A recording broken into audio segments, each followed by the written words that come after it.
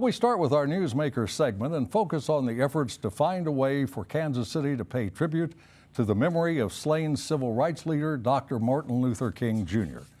The discussion began when the Southern Christian Leadership Conference announced a petition drive to put an issue on the August ballot. The petition called for renaming Paseo Boulevard to honor Dr. King. Mayor Sly James appointed a commission to study that and other options. The commission issued its findings earlier this week. To talk about those and more is the Reverend Dr. Vernon P. Howard Jr. He is president of the local SCLC. Reverend Howard, welcome to Ruckus. Thanks for coming in. Thank you very much. Glad to be here. So what do you think of the recommendations from the Mayor's Advisory Committee that was put Dr. King's name on the airport, and subsequently they changed that to the terminal building at the airport, or name 63rd Street in honor of Dr. King?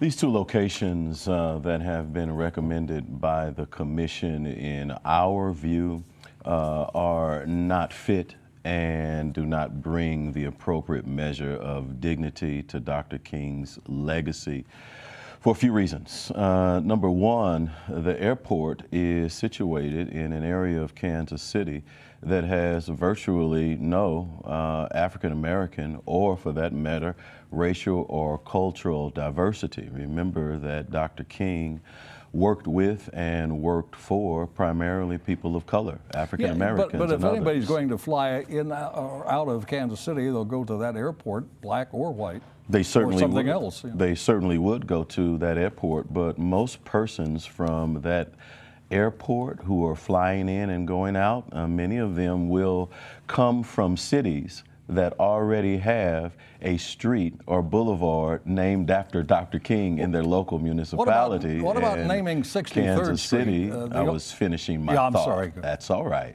Kansas City is one of the few streets or boulevards in a major city that does not have one. So you have travelers coming from other places where Dr. King's name has been honored on those streets there, but when they get to Kansas City, they will not see or find that. Can I begin now? Absolutely. Okay. 63rd Street, the argument is it goes through traditionally white and traditionally black neighborhoods.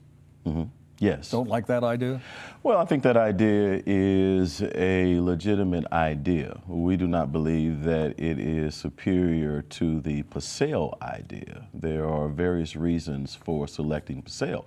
One, ministers, clergy, pastors, churches, residents in that area and along the corridor approached SCLC and asked us to take on this issue. Number two, the Paseo Boulevard has pre-existing funding and resources for beautification and maintenance and upkeep, which will be an added advantage over the longevity if it is on the boulevard. Are you going to continue to pursue the petition drive to put the question on the ballot? Oh, absolutely. No doubt. We have always had three particular strategies. One was to approach the Parks Board, as we did and were rejected. The other two were the petition initiative, which we are continuing, and the third was to work with the City Council to possibly present an ordinance that would authorize the change. And so the latter two we are continuing. Do you think it's just been an oversight that there's no street named in honor of Dr. King in Kansas City, or is it a purposeful action? I'm not sure about the motives of persons who have been in positions to make this change heretofore. But I do know that we at SCLC believe that last April, when we examined what could happen in commemoration of the 50-year anniversary of his assassination, we went through a list of things that we felt were significant, and one of those would be a street name, and so we are confident that that's an appropriate thing. We're down to less than 30 seconds, Okay. so we're going to have to Sure. rush. Yeah, no worries. What would the impact be if the name of Paseo is changed to honor Dr. King? This particular street would then receive, in addition to the existing beautification, it is already a boulevard within our One City Economic Development Sales Tax Plan. So there could be dollars leveraged to that.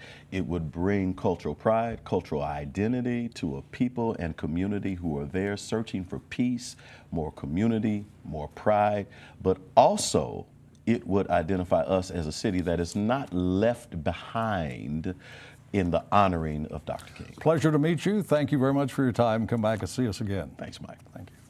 That is Reverend Vernon P. Howard. Now let's meet the panel and start a ruckus.